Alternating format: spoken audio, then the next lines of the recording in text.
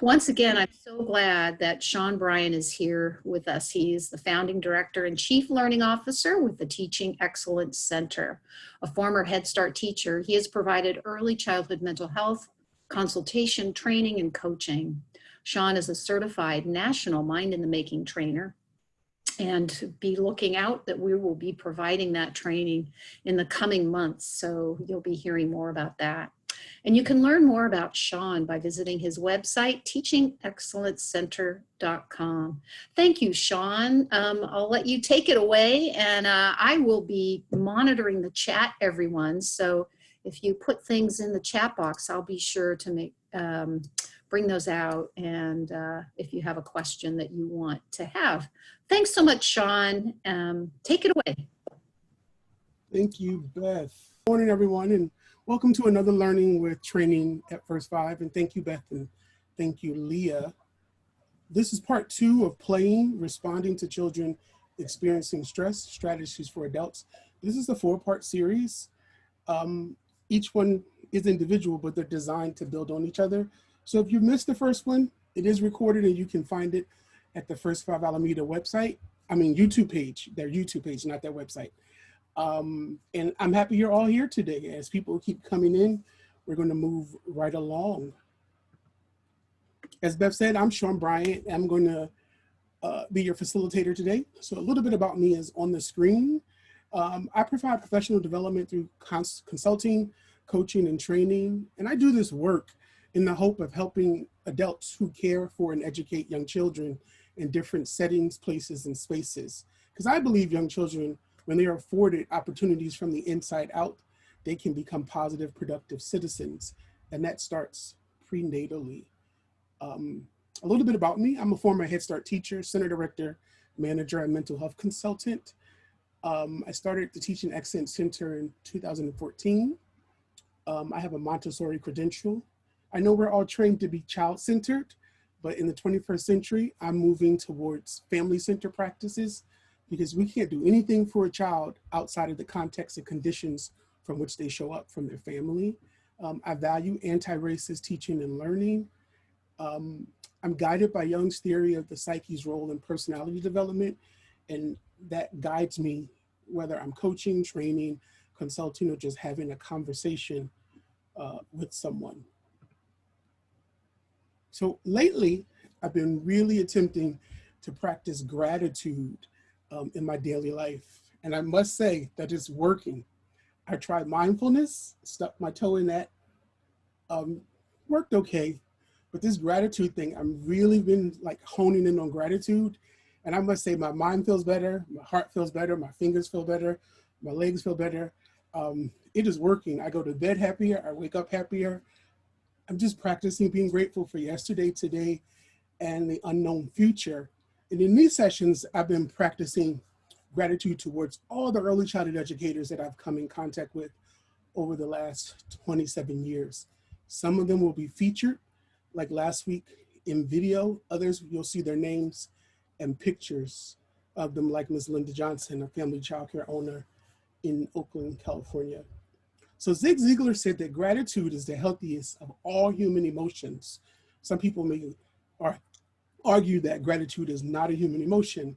But he also said the more you express gratitude for what you have, the more likely you will have even more to express gratitude for. And I firmly believe that as I'm standing in gratitude today, yesterday, and my unknown future. So as we often tell you, I created a Tender and Tough Topics series last year, and First Five Alameda has hosted some of those tender and tough topics: overindulgence, death, dying, and grief for young children, and homelessness in the early years.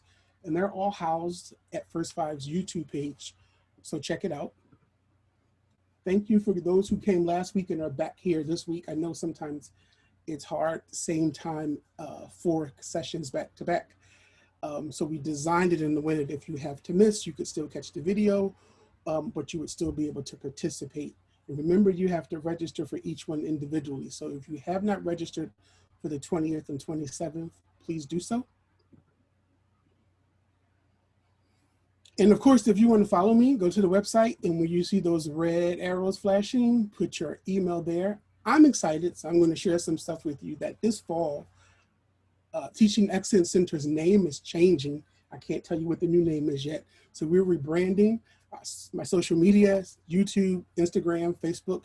Most of the stuff has been taken down. So some brand new content that I'm excited about that's going to be coming this fall. So to know what's happening, you have to make sure you check me out there. A lot of stuff about gratitude is going to be popping up there also. So a lot of people know that I train because of my colleague and friend Jade, who transitioned. I met Jade years ago when I was the Children's Services Manager for the Institute for Human and Social Development in San Mateo County. And we became colleagues and friends, and every semester she would have me come into her child, family, and community class and present for 3 hours. And she really pushed me, along with Margaret Jareen, who works at First Five, who was my former executive director, to start training and to do more than being a center director and manager. So I'm grateful to both of them. In today's virtual session, we're going to raise some awareness, again, about stress in young children and some specific aspects of that. We're going to learn some new skills, and you're all going to practice with each other. Of course, the training tenets remain the same: reflection and journaling. I can't tell you how much I have my journal right here, or one of them. It works, it works, it works, it works to write down your thoughts and what's going on for you as a process. Because what we find is that when we do this, it goes up here and it goes here differently than when we do this. And I love to do this, but I accept the neuroscience says that when I write and hear, when I learn, it actually does a lot for my memory and my reflective capacity in terms of adult learning. So I encourage you all to reflect and journal on your learning process. And of course, we're going to pause the process throughout our time together today. You may want to take a picture of this screen with your phone to pause the process thinking stems, because we're going to keep coming back to this, and I'm going to be asking you to do some stuff with this. So, you know, take 5 seconds and take a picture of the screen, unless you've downloaded the actual slide deck, which was in the link Leah sent this morning that has all the handouts and the slide deck. But still, I encourage you to take a picture of this one so that when you're doing the work throughout our time together, you'll have this to reflect on when we get to it.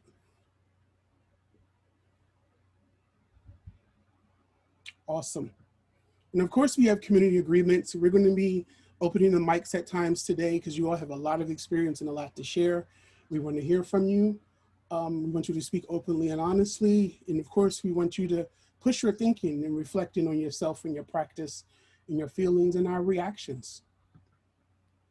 So Alameda County has clear written goals in their strategic plan, and they include that children are free from abuse and neglect, and that children are ready for kindergarten. And this training aligns perfectly with that because play releases stress, which actually helps children to lower their cortisol, to actually tap into their executive functioning skills so that they can actually learn. So why this session? Because the quality of engagement. Last week we talked about creative learners. This week we're going to talk about competence in young children. Why this session? Because what we know is adult stress can best be understood in the context of supporting young children. So I like to tell adults, think me first, then we. So the more I get myself together, the more I can show up for young children and their families. Why this session? Because the brain response to stress is really important, and we all need to know what that means. And for children and adults, building our emotional immune system, which is what we're doing in these 4 sessions, getting all that we can around strategies and know-how to build the emotional immune system as a response to ongoing and lived stress. So just some FYIs as we move forward to make the most of this virtual session. For those of you who are still new to Zoom but haven't experienced a lot of what Zoom has to offer, we're going to be using the annotate function. So if you see on the screen today, and when we get there, Leah and I are going to show you what to do, but you're going to see the word annotate, and then the green rectangle has what you would click text, and you can change the color, and you'll be able to write on the screen. As attendees, you have view options, so you can do speaker view or gallery view. And of course, to raise the hand option, which is at the bottom function. Also, you're going to get pushed into breakout rooms twice today. And when you get pushed into the room, there are going to be 4 people in each room. So your screen should look like this. When you get pushed to that room, oftentimes the chat pane will disappear. So where those red arrows are pointed, you have to hover over and click chat for the chat pane to pop back up. We're also asking you, when you get pushed to the chat room, for those who don't have their cameras on, to cut your camera on then and your mic so that you can all talk to each other and build community in that small group learning. The last FYI is, each time I'm about to play a video, you're going to see this screen pop up that says turn up your volume so that you can hear the videos. All right, we're well informed. So a quick overview of last week. So last week we talked about relationships as the foundation. Then we moved to brain development and stress. We talked about developmental stress and developmentally appropriate play. And then we ended with temperament's role in relationships. We had a lot of fun doing that. Today, we're going to really juxtapose attachment and really dig into attunement, self-regulation and self-control, how they're different, a stress behavior and a misbehavior. I'm going to introduce to some this concept called a play plan and what that is, and positive ways to reduce stress. So the November 2019 issue of Phi Delta Kaplan basically had all of these stress-related articles in the journal. Stress is just really prevalent in our lives now, and it's prevalent in the lives of teachers and young children even more today with COVID. So this isn't something that has just happened. It's something that's been ongoing for different reasons. And for many teachers and young children and families, our current sheltering in place has exacerbated or increased the stress levels of adults and children alike, which is why we're doing this. So we often rehearse for worst case situations. So we rehearse for earthquake drills, we have fire drills, we have now shooter drills, you know, we have evacuation drills. We rehearse for if you have an irate, angry parent, what to do, here are the 3 steps. Every time there's a bad situation, almost every place that takes care of children and families has a to-do list of what to do, right? But what we don't practice is those best case scenarios. And this is a strategy because positive psychology researchers state that visualization activities create positive anticipatory thinking. So essentially, visualization, it breaks or short circuits the negative anticipatory thinking that worst case scenarios or worst case thinking in our work can cause. They create a mental, by breaking that, we create mental efficiencies necessary to bounce back in the face of stress, negativity, failure, or risk. I'll say that again: stress, negativity, failure, and risk. So I want to take you all now on a visualization activity. So get comfortable in your chair if you can. Put your feet flat on the floor. Sit up straight. And if you can, if it's possible, close your eyes so that you can just hear my voice but not see. So get comfortable in your chair, feet flat on the floor, sitting up as straight as possible. Close your eyes, make your body comfortable. Take a deep breath in, exhale. Another deep breath in, exhale. And while your eyes are closed, I want you to think about a stressful experience with the child that you had in the past. If you don't work directly with young children, apply it to an adult you work with. So I need you to recall what triggered you or ticked you off. Can you remember how you felt, what you said, and what you did after? Think about the child's experience in that stressful and potentially negative experience. Think about what policies or actions you rehearsed for that negative experience.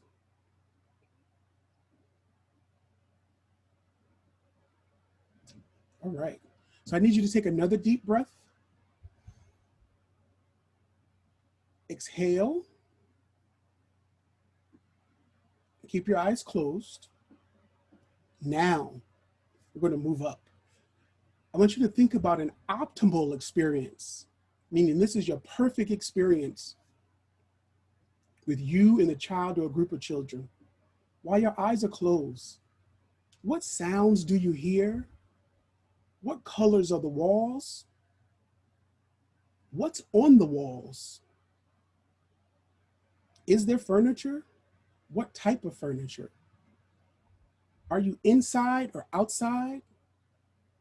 How do the children look? What's happening between you and the children in this optimal experience? How do you feel in your optimal stress-free environment? How do you feel in your optimal stress-free environment? So take a last deep breath. Exhale. Open your eyes gently. Thank you all for going on that visualization experience with me. So now we would like to hear from maybe one or two people who went on that visualization experience. If you raise your hand, Leah can unmute you. Others can decide to type in the chat box, but we would love to hear someone's voice around something that was revealed to you during that visualization experience or exercise. Something that was revealed to you during that exercise.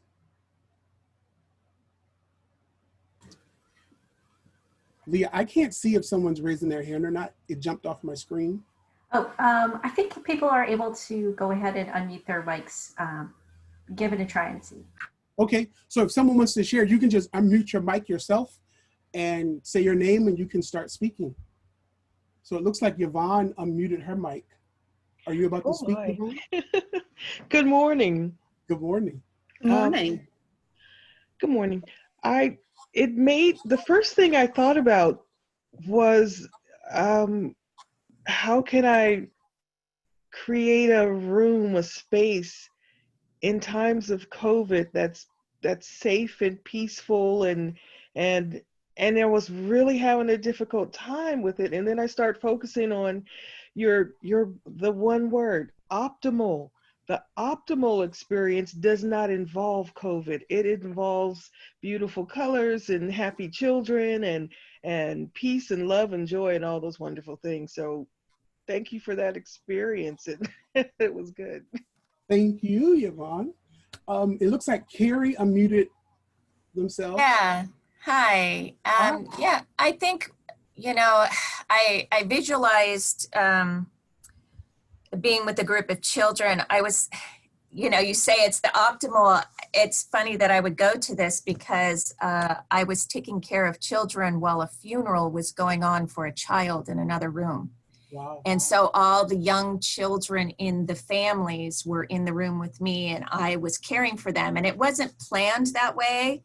I just happened to have a client and the little boy that died was his brother. So I went to the funeral to support him because he was only 4 years old. So I ended up with all the young children in that family. And that was the optimal because I had brought with me activities that my client could do, but it ended up the whole family, all the little kids were doing it with him. And I think there was a focused activity that we were all doing.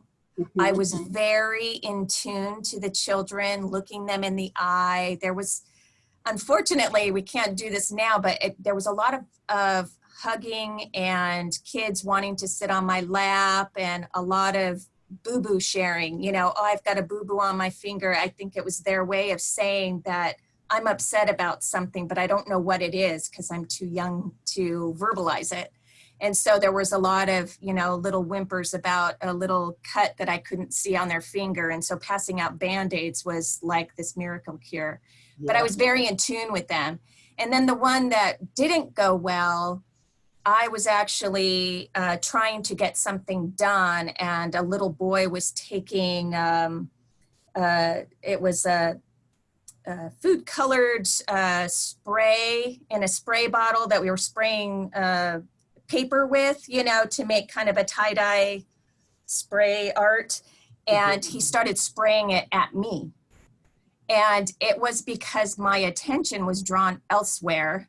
I was trying to occupy them while trying to get this other thing done. And so it just goes to show how much, if we really tune into them, how good the experience can go. But when we turn our focus elsewhere, we're trying to get too much done in one space of time, then it's like all of a sudden they're going to get our attention one way or another. And so things start to go negative.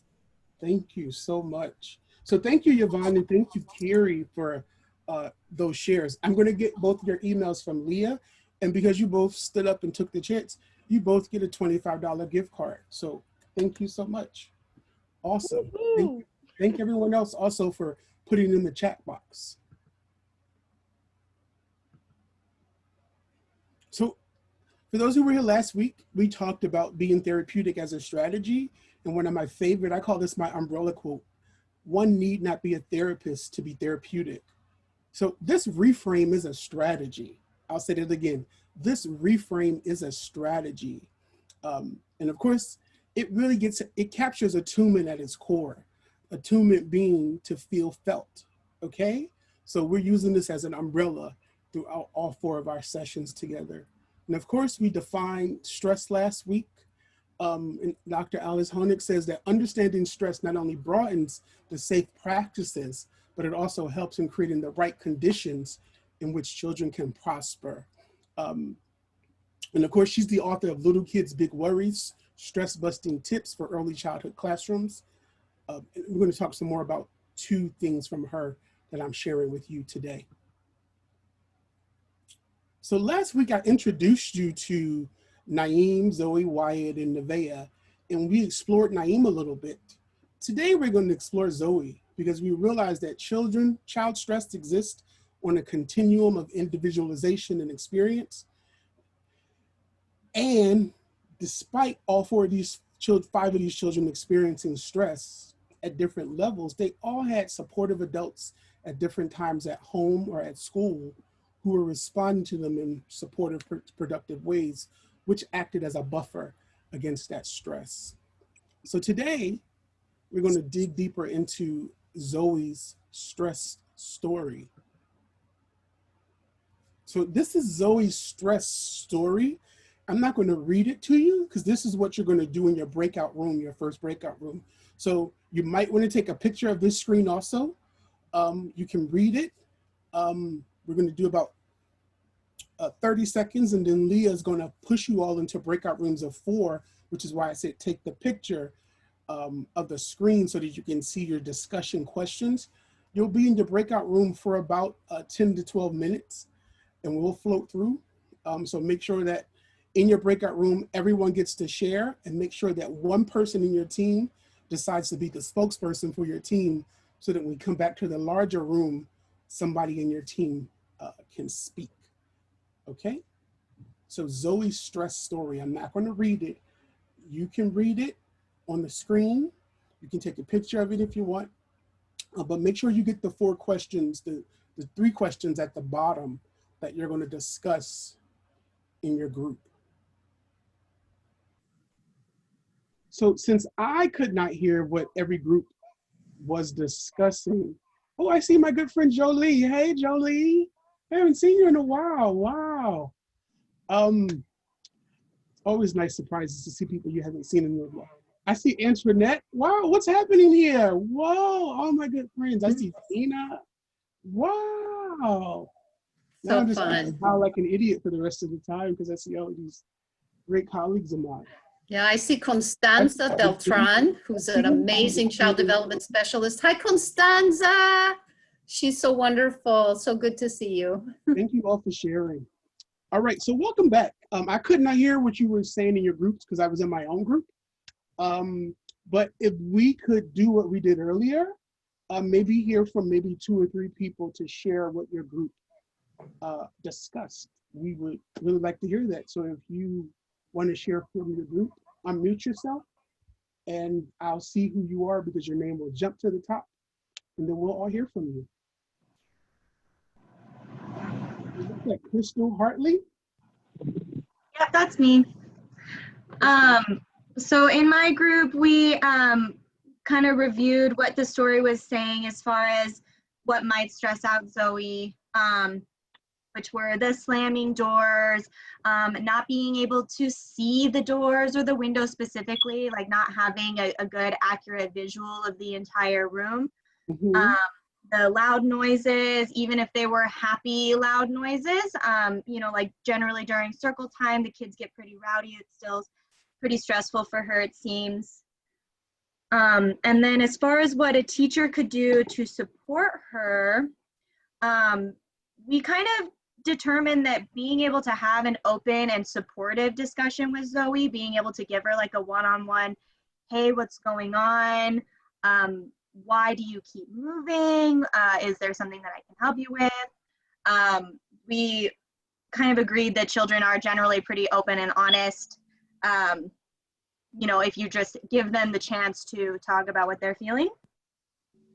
Okay. And as a coach and director, being able to support the staff, we talked about providing the staff the opportunity to hone in on Zoe if they're not sure what the problem is, try to determine what that problem is, being able to determine what's going on before and after, and establishing routines, maybe for the class specific or for Zoe specific, and having a quiet area, not just for Zoe, but for other kids that might just need some quiet time.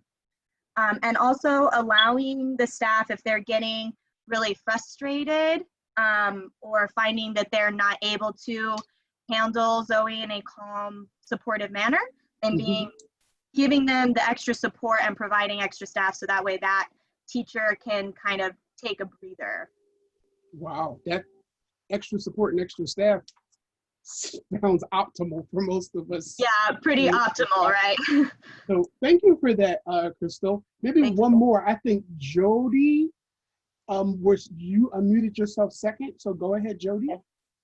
So we talked about having a one-on-one with Zoe and making sure that she feels safe, and also having a one-on-one during circle time, where that they could support her during circle time, trying to help her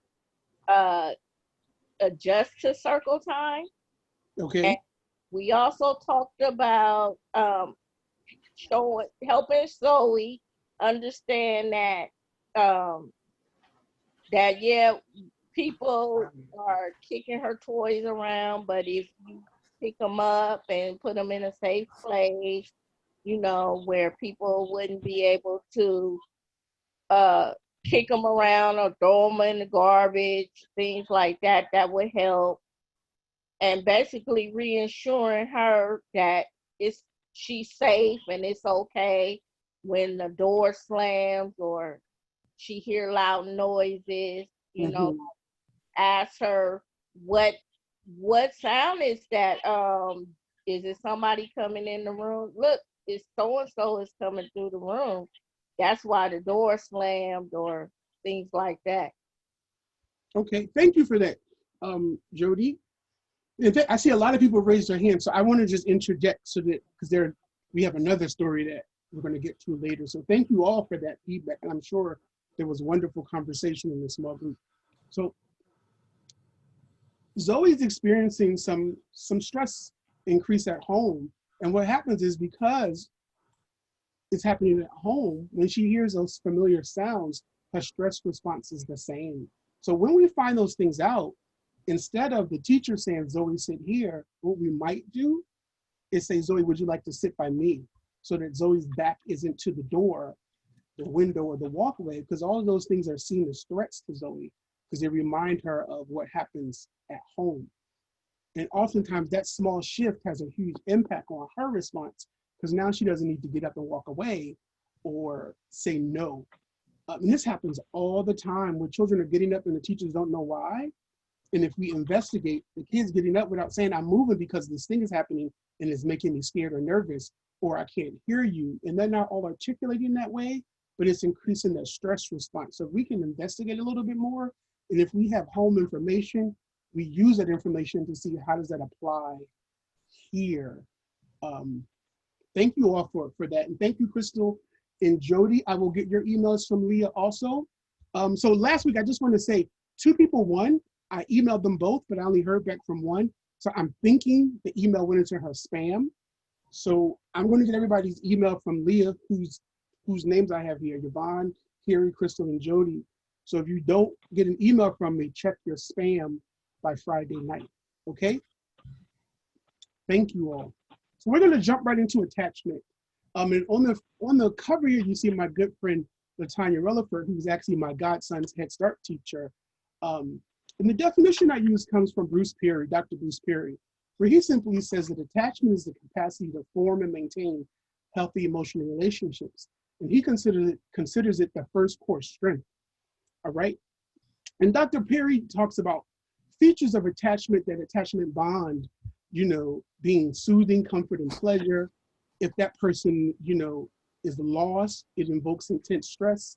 That person oftentimes brings security and safety in the context of the relationship. Dr. Dan Siegel calls it a selective individual. So we're not going to dive too much into attachment because I know everybody that's taken an early childhood class has really delved deep into attachment. We're going to do more with attunement. But before we do that, we're going to watch a quick video from 0 to 3 that really looks at a dad and his daughter. And this is an attachment bond. And most people will miss it because it's a simple activity.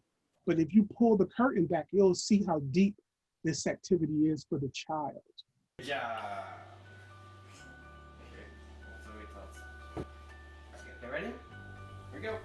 Jocelyn is learning to catch the ball. Almost. Coordinating her hands, arms, and grasp is difficult at first.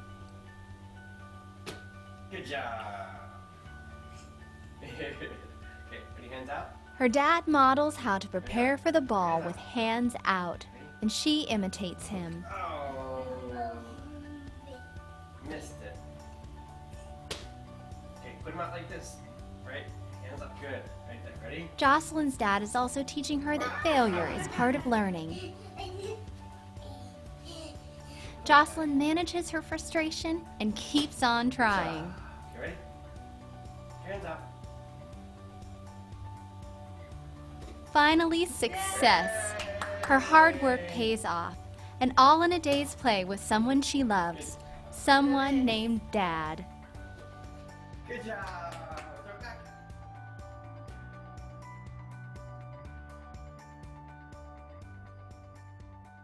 Awesome. So what we want to consider here, I'll just move us along quickly, is some people may say, Shawn, how can tossing the ball back and forth create an attachment bond between an adult and child?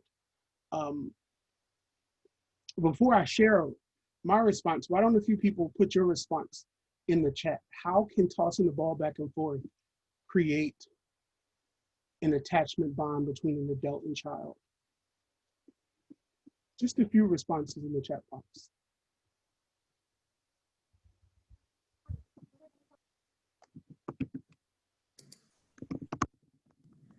It's a lot of good comments. Back and forth interaction, positive engagement, builds trust, builds confidence,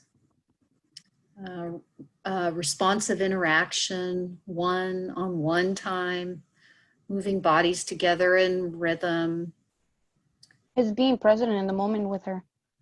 Yes, being present in the moment with her. All of those things. Yeah, wonderful. So I have a quick story. Years ago, when I was an early childhood mental health consultant in the city of Oakland Head Start, there were 2 gay dads. They were older white men, and they had adopted 2 a brother and a sister. And as he got older, he started rejecting home, and he started getting really aggressive. And he was part of play socialization. And oftentimes his play socialization group, he would be the only one that came to school. So it would be he and I. And what he would want to do every single Tuesday for 30 minutes was throw a ball back and forth. Now, in my mind, I was thinking, can we please do something else? This is so boring. But I quickly realized what he was doing was forming an attachment. And the more that he did that, we actually saw his behavior begin to change. And I shared the strategy with one of his teachers who reported, you know, I'm doing that with him a lot in the yard. And she saw that his aggression began to drop the one-on-one because that's what he was searching for, another core attachment outside of the home where he was loved and cared for, but he was dealing with the knowledge of, oh, you aren't my father's, this other person is my father. And as he was coming to grips with that, these were some of the behaviors that we saw. So attachment is a core strength. So attunement. So this is Dr. Dan Siegel. He basically says that if we pay attention to the internal state in the world, we are tuned. And then if we use the 4 C's of being seen, safe, soothed, and secure, we're tuning with young children. But it's not just an emotional relational process. Some people think it's just emotional. It's not just emotional. Some people think, oh, it's just about skin to skin. It's not skin to skin. Attunement is actually anchoring, okay? It's an anchoring experience that I sometimes have in the Trader Joe's on a Tuesday, which is Senior Citizens Discount Day. And I'm often, if I'm in the Trader Joe's on a Tuesday, there's an older woman in front of me who turns around and she starts talking to me. And usually, if there's a long line, I will walk out the store and leave my cart and go order some Chinese for dinner. But oftentimes, she's attuned to me, she anchors me, and I end up paying for my groceries and I go home. The same thing happens with children. When they feel attuned, they feel anchored, which is what someone was alluding to earlier around seeing children and paying them attention. So next what we're going to do is we're going to watch 2 videos back to back. So first we're going to watch Kendra, who's in Atlanta. Then we're going to watch Xana, who's in Oakland. Both attuning, some similarities and some differences. So we're going to watch them back to back, and then we're going to have a fun activity before our break. Were you sad? Why were you sad? Can you explain to me why you were sad? Could it be because you didn't get a turn to use the microphone? So tell me that so I can understand. Okay, all right. But next time I need you to calm your body because I don't understand when you're not using your words, okay? All right, so would you like to see the microphone? Okay, would you like you to use the microphone and you can sing it to me in my ear? Okay, would that make you feel better? Okay, let's stand up. Can you breathe in through your nose and out through your mouth? Breathe in through your nose and out through your mouth. Calm your body. You ready? Okay, can I see a smile? Yay, big smile. Okay, come on. All right, so that was Kenya and Harper. So just think about, how does Kenya support Harper? Don't answer it now. And what does Kenya specifically do so that she can attune with Harper? Were you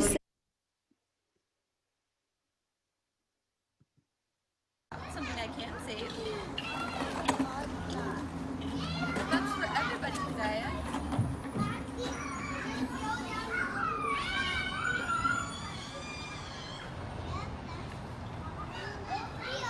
Did Genesis go have snacks?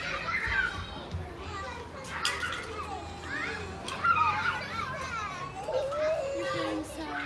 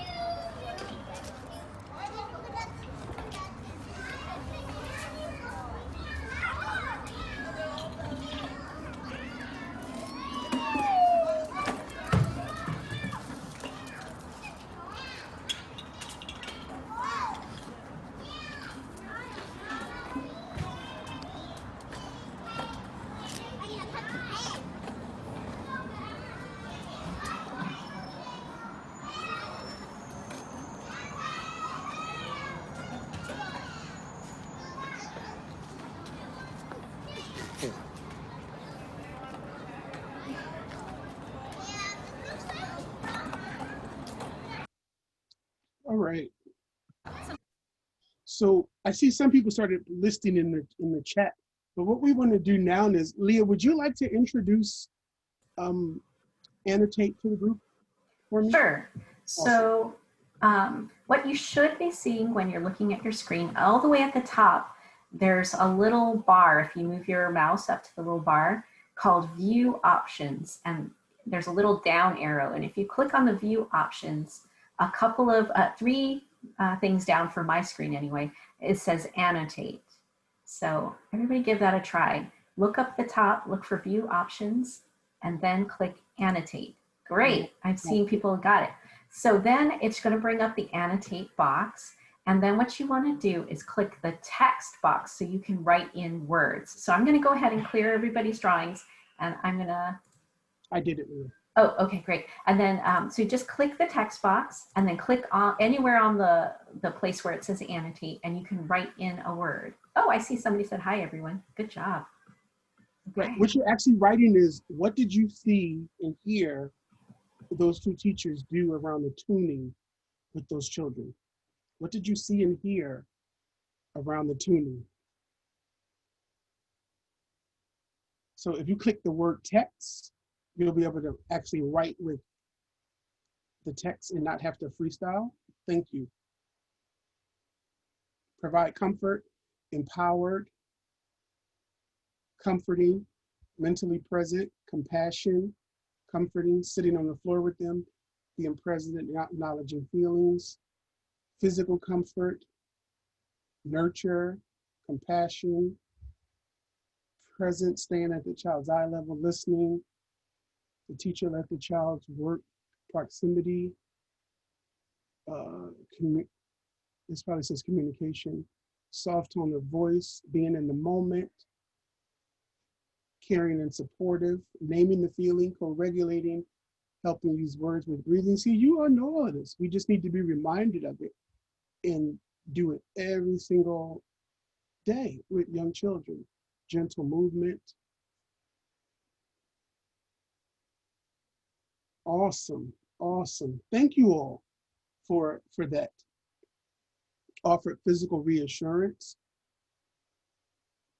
I'm glad that you all honed in on the attunement piece. A lot of times people get sideways and they say, she was sitting with her back to the rest of the playground. And that's not what we're doing right now. So I appreciate that you all honed in and spotlighted what they were actually doing around attuning to the young children.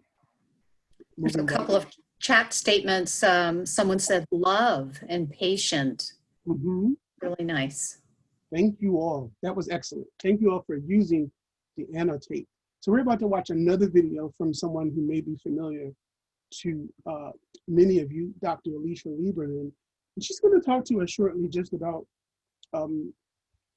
the other caregiver outside of mom and dad and the importance of the other caregiver.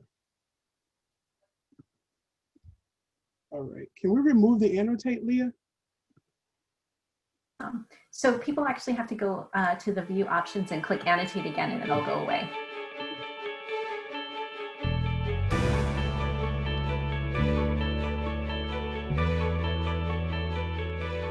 I'm Alicia Lieberman. I'm a professor in the Department of Psychiatry at the University of California, San Francisco, and direct the Child Trauma Research Program at San Francisco General Hospital.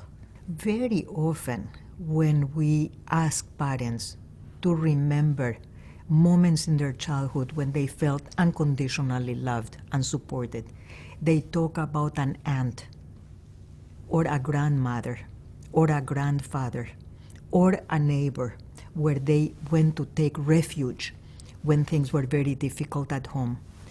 And that's why— Oops, that was me, I'm sorry. That's why I think the old African saying of it takes a village to raise a child is so helpful, because creating a sense of community can really help parents at those moments when they're too tired, too distressed, too disconnected, too absorbed in their own difficulties to be available to their children.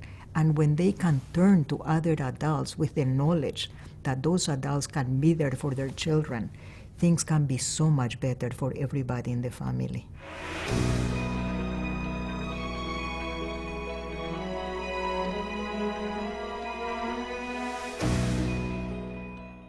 Awesome. So the big difference between, I see the question, between attachment and attunement is most children primarily attach to their parent or other primary caregiver who's going to be a constant in their life. However, any adult who's in that space with children can attune to them in the moment. So I could be the substitute who comes 8 days out of the 21-day school days in a month, and I can attune to children, but I'm not attached to them. So if I stop coming, they actually won't miss me. It won't be severe for them, opposed to when children are attached to people, when they pass away or they die, children feel the brunt of that core attachment strength, which is different. Attunement is actually showing up for children in the moment so that they feel seen, safe, and soothed. Attachment and bonding is actually different because it really says, I'm going to be a constant here for you, not only to help you feel seen and safe, but I'm a constant in your life. So that's primarily how they're different. We attune to people. You can attune to someone at a training, sitting at the table with them by making them feel seen and safe and felt or heard, and not be attached to them at all and not even know their name. Whereas if you're attached to someone and there's a strong bonding there, you know more than their name. You actually fundamentally know who that person is. And that's a short way for us to really see the difference between attaching and attuning in our work with young children and their families. Thank you for the question. So, okay, where was I? So Dr. Lieberman mentions the African proverb of the village. What she's really saying is often when multiple caregivers are involved, it helps lessen the pressure and the stress of parenting. And a lot of this research is at the Williams Institute in Southern California. They did a lot of research on single parents and same gender parents around that effect. So what she's really saying is when other people are there, when that parent is stressed and to the point that they can't provide the right type of care, the rest of the clan or the village steps in. We often call that a support network. And the members of that support network are critical for the young children because we act as buffers from the long-term stress when family members, direct family members, are unable. And what we find is early childhood teachers, when we're calm and alert and present, we can become that main buffer. We are the main buffer for young children who are experiencing stress or don't have a core family strength at home. We become that secondary or that tertiary person around that core network for them to attune with, which is why our work is so important. Before we go on the break, what I want you to do is think of these thinking stems and just pick one thinking stem, finish the sentence and put it in the chat space. Just finish the sentence and put it in the chat space. Think of these thinking stems, finish it and put it in the chat box.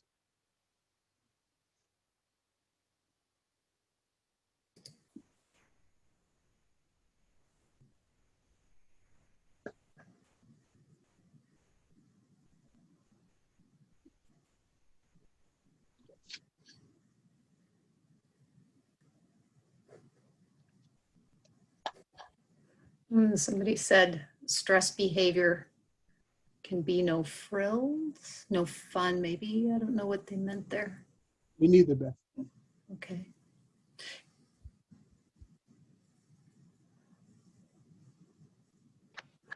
Thank you, Lynette Jones says, one thing I can do is to slow down and check myself to be sure I am meeting the need of the child. Nice. Brianna says, I noticed that stress affects the tummy, adults and children. I like that. I've been thinking that attachment and attunement are interrelated. Renee, stress does affect everything. Totally. Yvonne says, I wonder how I'm going to get through the rest of this crisis teaching and learning. You're going to breathe, Yvonne, and take it one day at a time.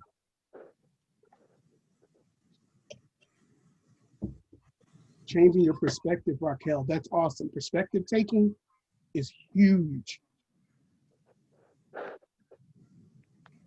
We're going to talk about that after the break, Denise, around this notion of self-regulation. The ways of handling stress situations, stress behavior is active, everyone's in the family. I've noticed stress gives headaches. I've noticed stress can affect in negative ways. No. It's very important. We just learn to pause, ask for help, lean on support from my co-teachers, definitely.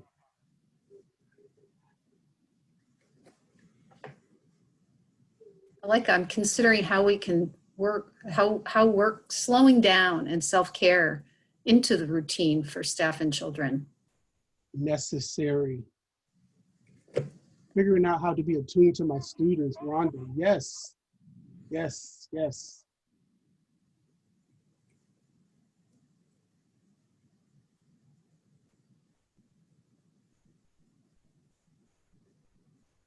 Great comments.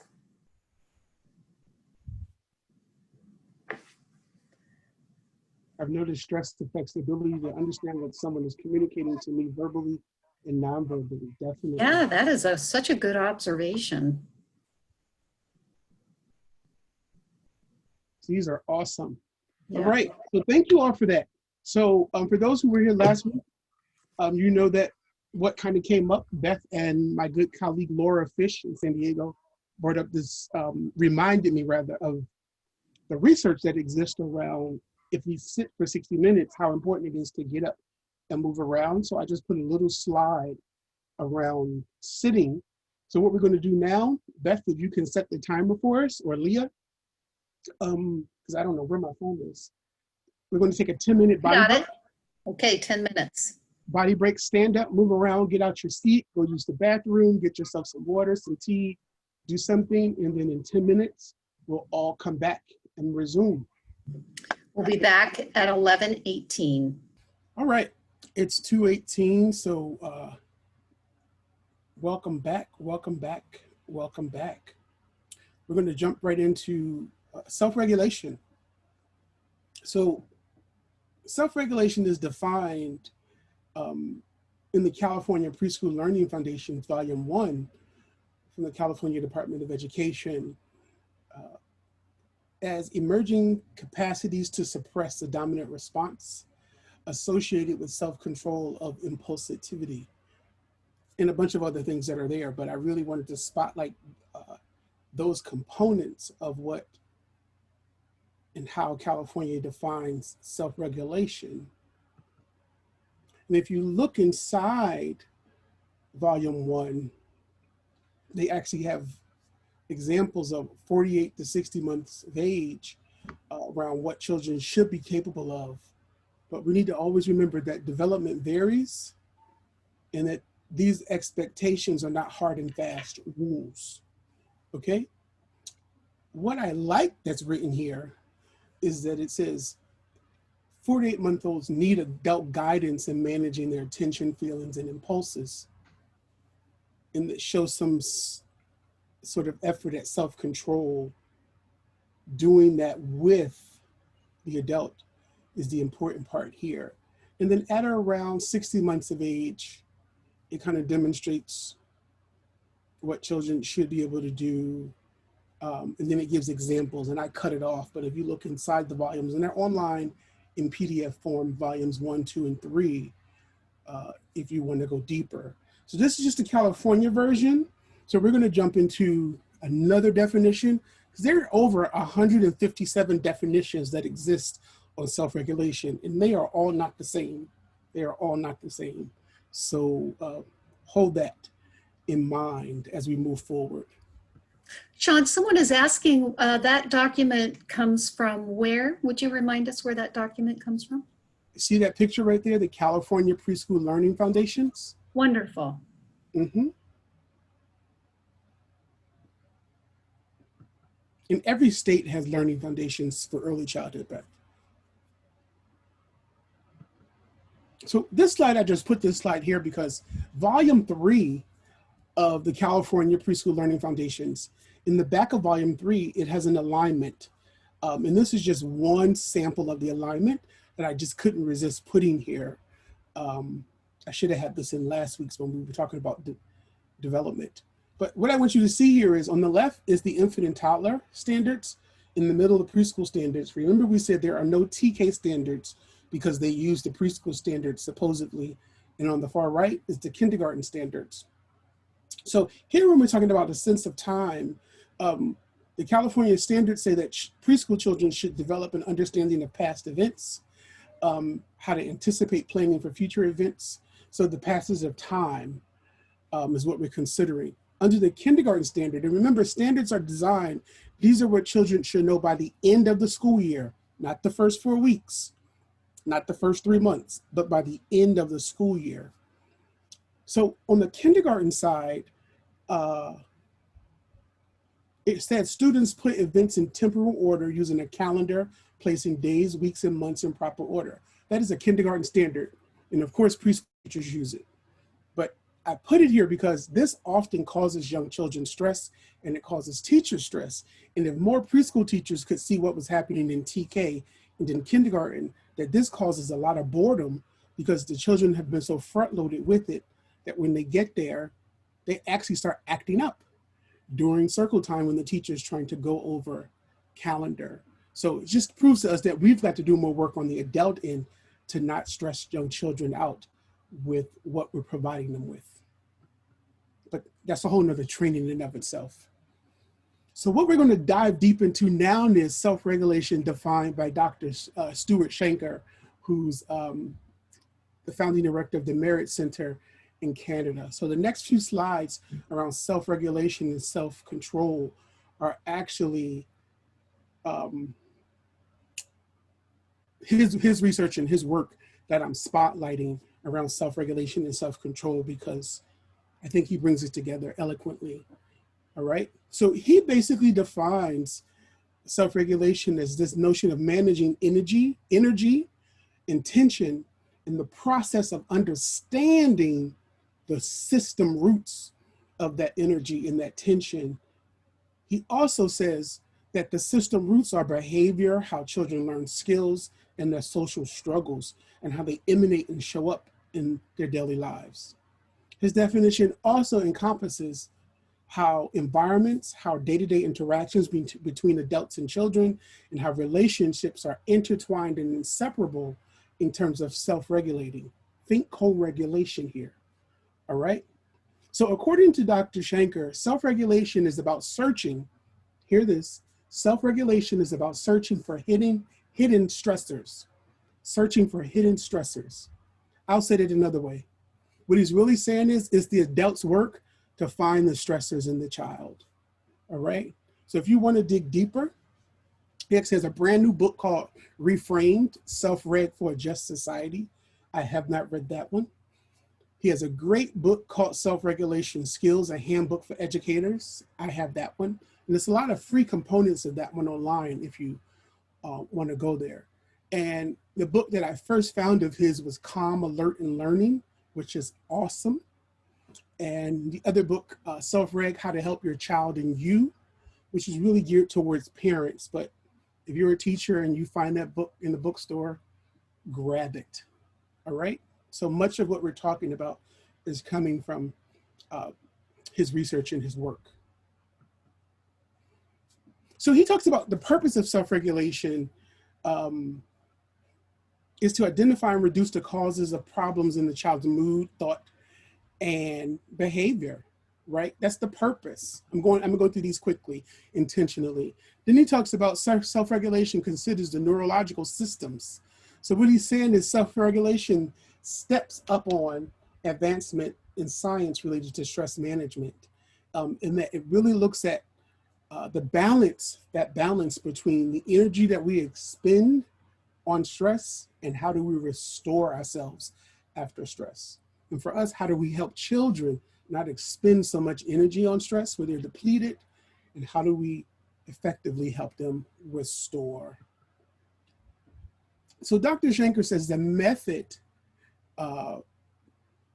for reducing stress is really looking at it in a non-judgmental way around a child's impulses, their frustrations, their fixations, and how we help them manage attention and activate behaviors in response to people, places, and things. So again, we're co-doing that with children. We're co-regulating before they can fully self-regulate on their own. Here's the big piece that drew me to Dr. Schenker's work. So his work says, the focus of self-regulation is on the social dimension of connectedness in living, the social dimension of connectedness in living. So think being seen, soothed, and safe. I keep repeating these things because the adult is calm, alert, and responsive and highly relational. Think co-regulation. So that I'll give you a quick example. You're working from home because we're sheltering in place. Your partner's at work. Your email keeps dinging because your boss is saying, I want that report, I want that report. The baby wakes up and the baby is crying. So you're thinking, I need to feed the baby, I need to respond. And the phone rings, it's your partner complaining that nobody in the office is wearing a mask and your partner wants to leave and come home, right? So the baby keeps crying, so you go pick the baby up. You throw the baby over your shoulder. You're trying to respond to the email, you're texting your partner back, and then you realize I need to get the milk to feed the baby from pumping earlier. So while you're doing that, the baby starts to cry again. So the baby's on your shoulder. So instead of consoling the baby, your heart's beating faster. This is what often happens. The parent starts tapping the baby that way. So what happens? The baby responds to that. The baby can hear the heart rate increase. Now the baby feels like this doesn't feel soothing at all. This feels uncomfortable. Co-regulation. The baby's responding to how the adult has positioned themselves. This happens in our classrooms. When we show up anxious, children become anxious. When we show up calm, children become calm. When we show up frustrated, some of your children will pick up on that. Have you ever seen the child toss a chair over for no reason? If you really thought back, if you were in a pissed mood, they picked up on that and didn't know what to do with it. This happens all the time. I've seen it time and time again. We've got to be in control of that connectedness that we have in social situations with young children. A big, big piece of self-regulation that I wish I knew earlier in my career. So Dr. Schenker says, there's some things that self-regulation is not. It's not a program. You know, why second step violence prevention curriculum is awesome. I've used it, but it's not self-regulation. It's not a mindfulness program. Why the Mind Up curriculum is nice. I've seen it and used in practice. It's not self-regulation. Taking children and putting them in one room if they have an IEP or challenging behavior is not self-regulation. And that still happens in places across our country. In a series of scripted lessons, the mediated curriculum, I love the mediated curriculum. However, it's not self-regulation. There's supports, but you can have a specific program that focuses on, you know, student learning, social skills, social emotional learning, behavior management. Those things are in addition, but they're not self-regulation. You are the crucial element, or as we're going to talk about next week, the active ingredient for young children self-regulating. You are as the adult, and we can't miss that. And I tried to keep this as simple as possible. So instead of using the thinking stem now, and I want to jump right into self-control. So again, Dr. Schenker says self-control looks at the surface or external behaviors. What we see children demonstrating is how we determine self-control. Dr. Schenker says it's oftentimes visible through the punishments or rewards we bestow upon children. And we focus on their weaknesses instead of their strengths. Because self-control is about being judged by myself and others. So we focus on what? The lack instead of the strength. Self-control focuses on the individual. How is different than self-regulation? Self-regulation focuses on us Self-control focuses on we. So in short, to really understand this, self-control is an outcome of self-regulation. I'll say it again. Self-control is an outcome of self-regulation. We co-regulate with children, and then they eventually can self-regulate over time through multiple experiences of self-regulating. Then children develop self-control. Some definitions lump them together and they fall on top of each other, which is why it confuses adults, it confuses teachers, and it damn sure confuses children. I tried to keep that simple and to the point there. So Dr. Shanker actually has 5 steps. It's a strategy. Much of what you heard today has been strategies. And he basically says, we need to read the biological environment. What noises? Is the group too loud or too large? What's the visual stimulation? I go into some classrooms and I'm thinking, whoo, I don't even know what color the walls are because there's so much on the walls. Read the room. Is there not enough movement? We know children need to move before they sit still. We need to recognize the stressors. What are the emotional stressors that are present? Are children demonstrating strong emotions, both positive and negative? Or do we see lots of anger and fear and frustration? We have to figure that out. How do we reduce the stress? Are we presenting children with difficulties that are beyond their capacity, or toys and materials that are actually beneath their capacity? All of those things can cause stress. We have to reflect. So if we reflect, then we're thinking socially. Are children difficult or are having difficulty picking up on social cues? I know my godson, who is 8, has always struggled with picking up on the social cues around him, where his sister, who's 5, I think at 1, she picked up on everybody's social cues and could figure things out. So when we know children show up that way and that can cause stress, we've got to do some things different to support them in terms of understanding the effects of that increasing stress of a child socially not being able to pick up on the cues around them. And of course, he says we need to respond. So think pro-socially. How are the children who are easily stressed in your care responding to other people's stress? How much stress are you showing up with? The other children in the space, your co-teachers, all of these things. And I just listed the 5 domains that Dr. Shanker talks about in terms of his 5 steps. How are those things working together to support you in investigating, or are they increasing the stressors for young children and possibly for you? Many people have listed COVID today as a stressor and going to school and having to wear a mask. So you've got to interrogate, how stressful is that for you? And which way could you work through that to reduce your stress if you have to go back to work? Because I know I know programs in Virginia never closed. They were open the entire time. And other programs are slowly going back. Other programs, unions are saying, no, you can't go back. So we're all across the board when it comes to COVID and early childhood teachers being essential workers, going back to some form of work with reduced children, but still being there with some level of potential exposure. So I'm gonna quickly jump into organizing play. So I actually wrote this definition here, so I'm gonna read it because I'm proud of myself. So I said, play can create a safe, non-competitive arena for children to experiment with materials, objects, and people, to hypothesize and try on new roles, to investigate, manipulate, discover, and create alone or together. Play provides opportunities for trial and error. Play allows for practice, mastery through repetition, and integration of learning. Play provides relief from the stresses of reality through fantasy play, role reversal, and taking on powerful roles. Play provides young children with new skills and understandings in all developmental domains.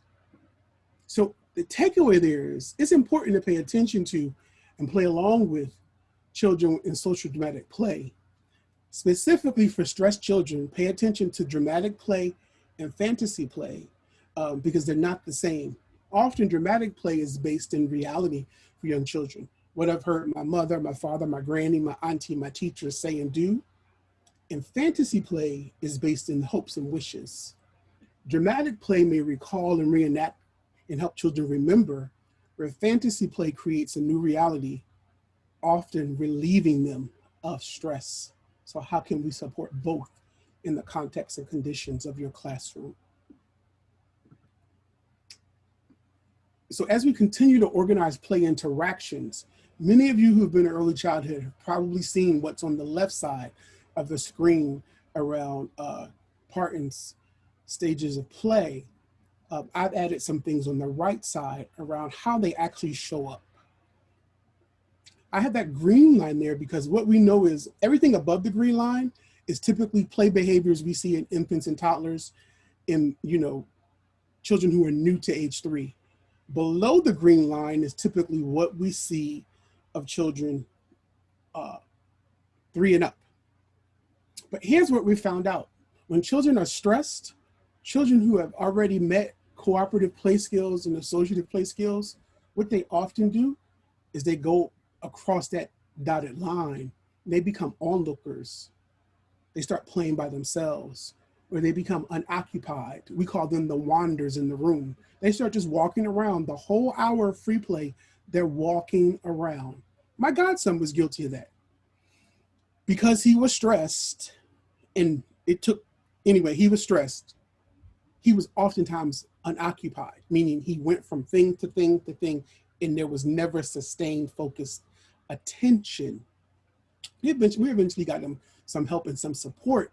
So what we have to do is pay attention to how are children playing and engaging, and really pay attention to those of us who are in preschool, that children should be below that green line around them playing. And if they're constantly bouncing back to the other side, that could be a huge indication of stress in their lives.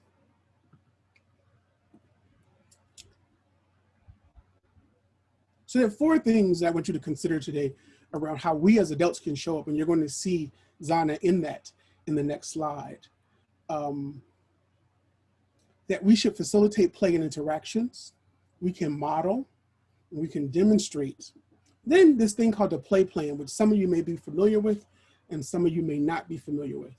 So play planning is basically when children plan their play before they enter into the play. Sometimes it's written, sometimes it's spoken, and the teacher dictates it. But a play plan typically describes the role and the actions a child will engage in. And this really helps children who have a hard time making choices. The initial plan really helps children to act purposefully, and oftentimes the teacher supporting them. The first step in becoming self-regulated learners, and the crucial step in reducing play stress, is to say, I'm going to do this, and my teacher helps me to carry it out. All right, someone says, could you please explain more about the onlooker? Interesting, I never heard of unoccupied play, but my son was one. Typically, let me go back. Unoccupied play is basically we're moving around. It's usually what we see 1-year-olds do and 1.5s do. They really don't sustain very long unless the teacher is there with them on the ground. They'll pick something up, put it in their mouth, drop it, and move around. It's that kind of movement behavior where I'm picking up the block. I feel how heavy it is. I pick up this block. I see how soft it is. I might taste it. Then I put it down. I'm not building. I'm not doing any of those things because they're not developmentally appropriate for me at the time. What we find is stressed children who are older and past that stage, it's regression. They go back to that stage depending on the amount of stress that they're experiencing. I hope that makes sense. When kids make their own play plan, this is where I've seen a lot of fighting over who can do what. Interesting, I haven't. I would say interrogate, or let me not say interrogate, that sounds so harsh. I would wonder with the teaching team around how they're introducing the play plan and how children are making selections. Definitely, and that children are rotating and the teacher is helping them. And typically when there's a fight, that means we haven't developed those skills and capacities yet. And children have to be taught how to negotiate. So I'm gonna give you a quick story. So I saw Anna in the chat box. So I don't know if she's still there. I saw her name earlier, but she is a teacher, a wonderful teacher who just graduated from Mills with a master's degree in Oakland.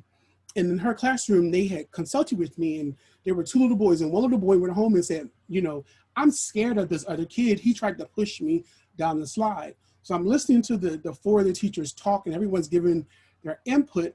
And what became clear to me was neither one of these boys had any play entry skills, but one boy who just happened to be white, because it became racialized. And the other boy who happened to be Black, he said, I'm scared of the Black kid. And it almost morphed into that. And when I listened to them, it really was, he was standing at the top of the slide, not wanting to go down, but couldn't say, would you like to go down? Let me move out the way. And the other kid who wanted to go down didn't have the skill to say, could you move over? I want to go down.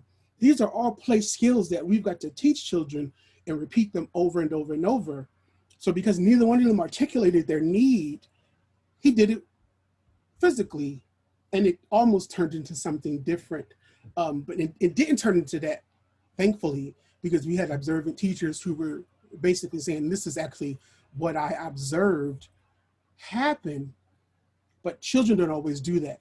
So if the teachers are actually teaching and structuring it in a way, I've seen it actually really support children to maintain focus and to carry out plans very, very well. Okay, I'm seeing another question here. When kids make their own play plans, where's their life? Okay, I read that one already. Could an only child who is 3 and older prefer to play alone be above the green line? I'm not, and I think you answered your own question. So it's the only child who often plays alone. So I'm assuming at home the child's playing alone unless an adult is playing with them. Typically 3-year-olds start moving to parallel play. So parallel play is basically, there's a box of Legos, I'm sitting at the table, Beth's sitting at the table. I'm picking up Legos and Beth's picking up Legos. We're both building, we're actually talking. We're talking to ourselves, not each other. We're beside each other. I'm not saying, oh, what are you building? She's not asking me any questions. That's typically what we see 3-year-olds do. Like, you might see some 4-year-olds do it, but it's typically what we see most 3-year-olds in that space when they're playing side by side, using the same materials, but not playing with each other. I hope that helps. All right, I did that one. So we're about to watch the teacher again, and you're going to see her facilitating play. And for those who were here last week and who were here this week, most of the children that you're seeing spotlighted were areas of concern for teachers. I'll put it that way. Let's put it that way. So let's just watch Donna facilitate play for these preschoolers.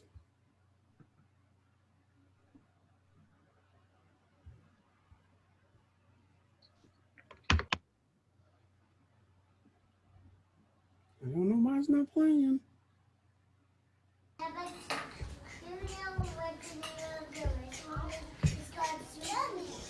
Sushi house.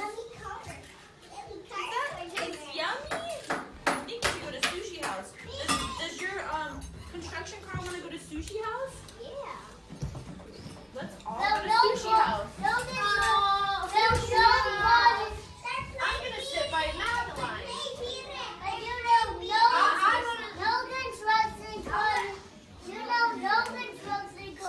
I want to sit by the baby. Why?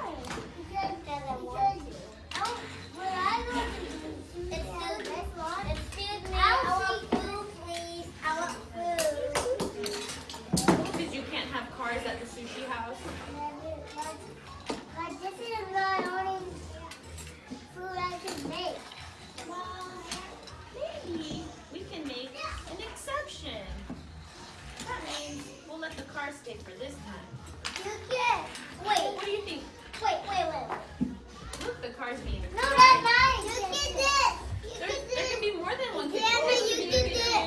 This can be a kitchen. No, you get this. And no even cameras, but I see one. But what if we want to take a picture of your yummy food? Hey, look at that. Sandra, you get this. you go over to here in the fridge? No. Look at this. I'm not ready. He's gonna melt. He's gonna. Don't eat me! Don't eat me! That was hard. Remember, I got fire. Oh no! Maybe we can get some water. Well, eat awesome. Fire hose, but I can't. Well, I have a fire hose. Thomas, the fire hose. These two cars are on fire. Like I have. Ooh, Thomas is gonna No! save us. The free cars are on fire. Thomas is bringing water. Wait, the water and the skeleton and the red and this and this and this. Thomas also sprayed water on these three. Why? Thank you. Because we said we were on fire. Hassan! Hassan! Thank you, Thomas. Thank you, Cameron. I got hot sauce on the little girl. Madeline, thank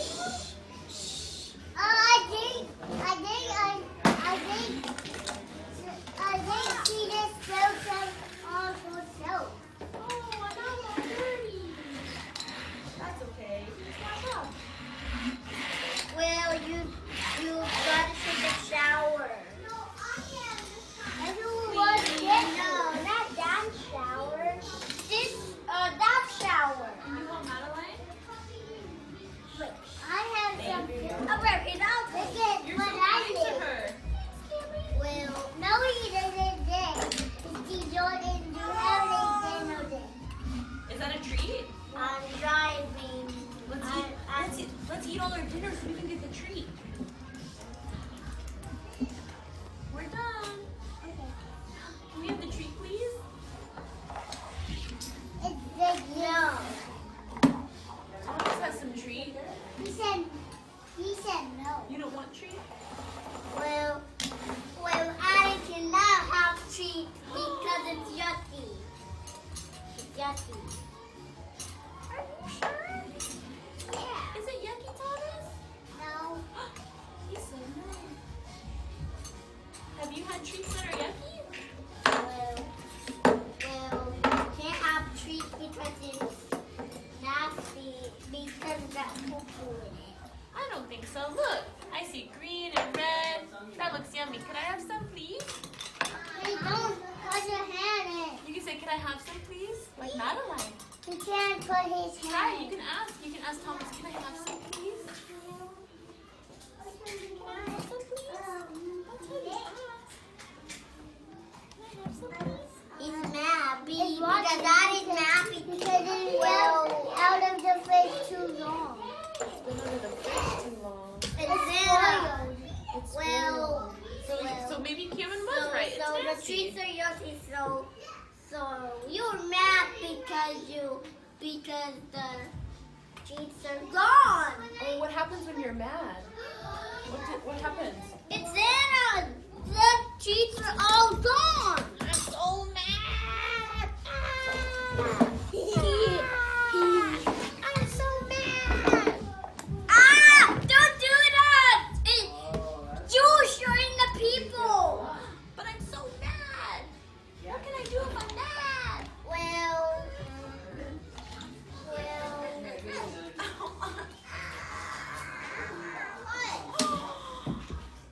got hurt. I'm going to arrest. That hurt my face, Cameron. That hurt my face, Carver. Madeline, what's wrong?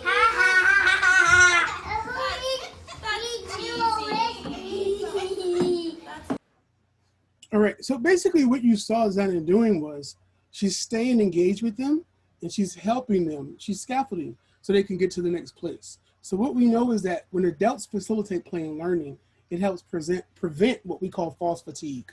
False fatigue happens when children play and they appear bored to us, and many of us have done it. I used to do it, when actually they're taking a break from play temporarily to kind of muster back some strength before they embark on a longer, uninterrupted, sustained play experience. And when teachers do what she's doing, we help get them there so they don't start wandering or not moving the play along towards mature, sophisticated play, which is where these young preschoolers, they're not there yet, but it's developmentally appropriate. But when she's facilitating a play, it helps prevent the chaos from ensuing, which is our work. Another resource I want to show you with you which is an old resource, but Betty Jones, in this facilitating play environments for young children, they talk about that children require at least 20 minutes to sustain play before they get to creating deeper meaning in the play. So she says, basically, we need to leave children alone for a minimum of 20 minutes before they can get to the deeper learning, because in those first 20 minutes, what children are doing is figuring out, okay, my plan was to do this. Let me see if I have everything to get there. Let me recruit my play members. And that takes about 20 minutes. They also refer to 3 units of play. So what they mean by 3 units of play, the blocks would be a unit of play, the animals would be a unit of play, and magnetiles would be a unit of play. Those are just examples that came to my mind. And that each unit adds another layer for children's creative thinking. So remember we talked about creativity last week, that those 4-year-old Head Start children had creativity up in the 90s. And literally by the time they were 8, it started to plummet to 35%. And adults can help anchor the play for children who float from place to place and cannot sustain themselves. And often our stressed children are found there floating from place to place, unable to sustain themselves.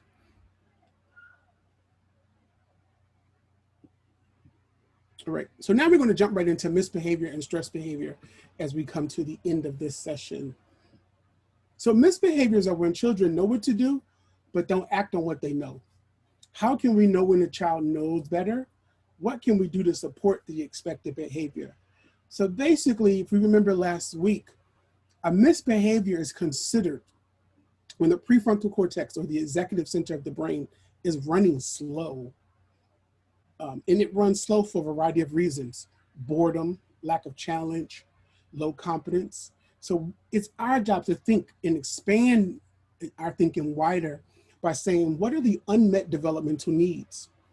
Or is this child appropriately challenged?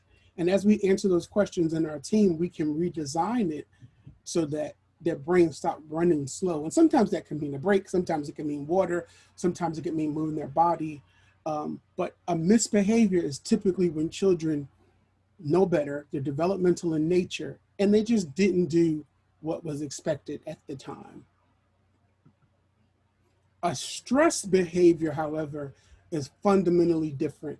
The stress behavior is when our limbic system, our emotional system, is running the show, meaning it takes over, and children don't know, and they're fully aware of what they're doing and why they're doing it, and why they're acting the way they're acting.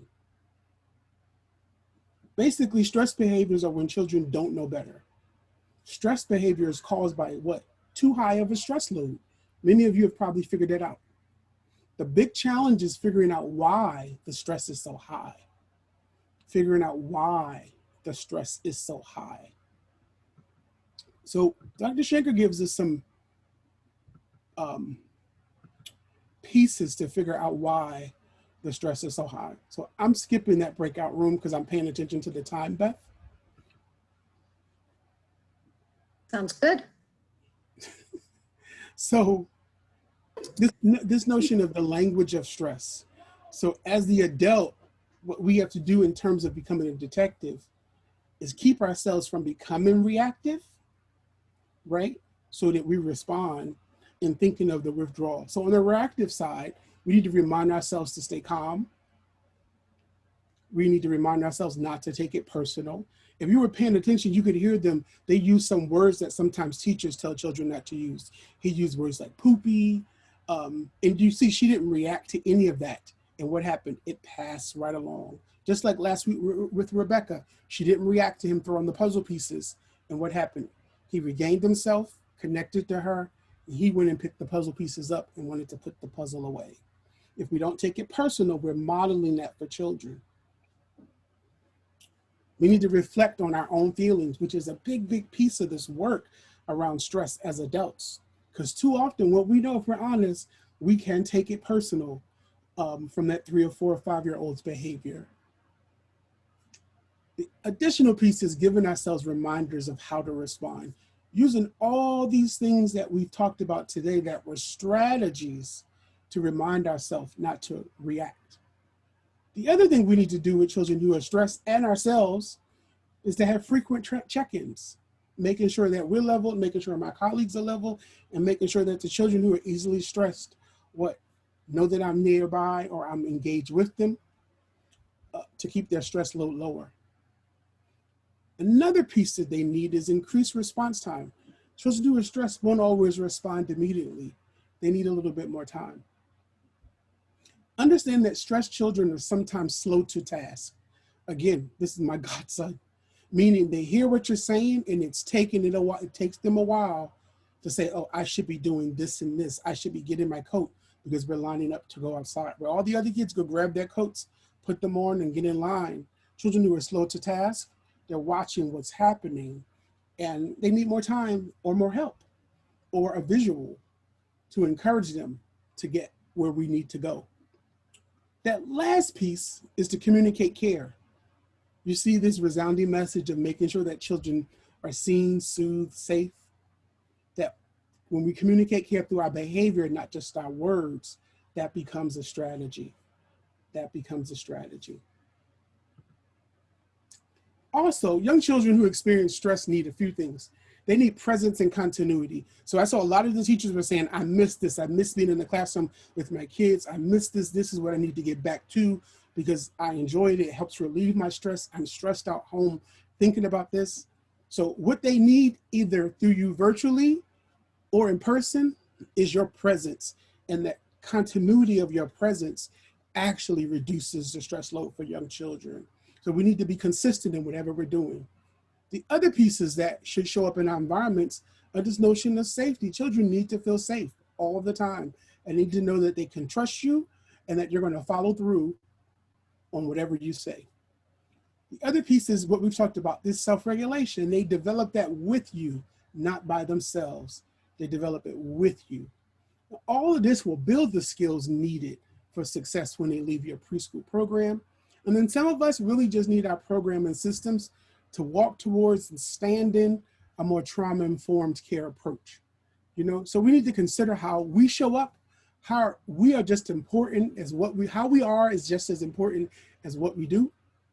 We are responsible for securing the environments that include not one, but all the children, regardless of their ability or their age. The next few slides are all just pictures of handouts that are in the handout folder. So I included this one, 5 things you should know about stress. This comes from Dr. Alice Honig, 20 stress busters for young children. This is another great article called Caring for Ourselves so that we can care for others. This one I'm sharing because I was working within the apprentice program where new teachers who were becoming early childhood teachers. So they were getting their 12 units so they can get into the classroom. And one of the things we've read, I broke them up into groups and they read this article. And what they gave me back was quite powerful for me to hear around a lot of the strategies around self-care that it was offering up. A lot of the women were saying, I don't know how to do this. So what came out of it was, they were saying, I don't know how to take care of myself. I'm so used to taking care of others. So for me, that was a wow moment for 20 women in the room to say, I've really never learned how to take really good care of myself. Another resource is from Dr. Alice, again, stress busting tips for early childhood classrooms. And because we're all stressed, how to reduce stress and beat burnout is another 10 strategies handout in that folder. I'm wrapping it up, folks. We're almost there. The last 2 slides, well, it's 3. The last slide just says thank you. What to take away from stress. I just want to read this early educator story because I've been hearing a lot of people who sound just like this. Young children take cues from us. Children are mirrors of our own emotions. If teachers and parents are calm, children will be too. That's not easy all the time when we are stressed and anxious. And when we are stressed, we are more likely to be on alert and lose our temper or lash out. Right now with COVID, I'm stressed because I have young children who cannot go back to school. I'm expected to return to work with my group of preschoolers. I feel I will be nervous and wondering about getting sick and making my family sick. I'm in no condition to go back to work right now. I won't be good for the children. Recently, I was cleaning up and I pulled out a folder from a mindfulness and early childhood workshop from Bananas. I'm trying some of the strategies. I did notice I feel better after deep breathing, and I'm not as tired when I walk. I need to feel better for me and my family. That was from Carmela, an early childhood teacher. So our takeaways today are really still putting those core pieces of the puzzle together. Today we covered more pieces of this complex puzzle. Figuring out the pieces is the work, remember? Figuring out where the pieces are placed is part of the work. Seeking help is part of the work, and becoming more reflective is part of the work. Sometimes we take a break and we reset, but the children depend on us. Just to cover our reflection and action, we talked about attunement and attuned teachers, the stress stories of children, but remember that stress story is not their only story. Our job is to help them build more stories and new narratives that are strength-based and positive. Self-regulation includes us. It's not children alone, but it includes us. And self-control is developed through self-regulation. Misbehaviors are developmental. Stress behaviors require investigation. And we need to practice what we want to see. Zana was practicing what she wanted to see for her children. Kenya was practicing with Harper what she wanted to see. Thank you again for your time and attention. Continue to stay safe and healthy. Remember, physical distance does not mean social isolation. Please, please, please stay connected. We need one another. And remember, I'm practicing gratitude as a strategy, and it's working very, very well. You can all feel free to follow me on Facebook or Twitter for more of my gratitude videos and journaling, which is coming really soon. Thank you all, and I hope to see you all next week. Thank you so much, Shawn, and thank you everyone for joining us today. This was wonderful. So many ideas and things came to me, and please be sure to add in your evaluation today, that should already be in your email box, anything else you'd like training on. Some of my ideas I thought about, how something that's just about helping people with stress. So please add any of those trainings ideas, and we really appreciate it. And 3 months from now, a reminder, you'll be getting another evaluation to see how much of this has actually come into your work and helped you. So we're going to go ahead and end the training.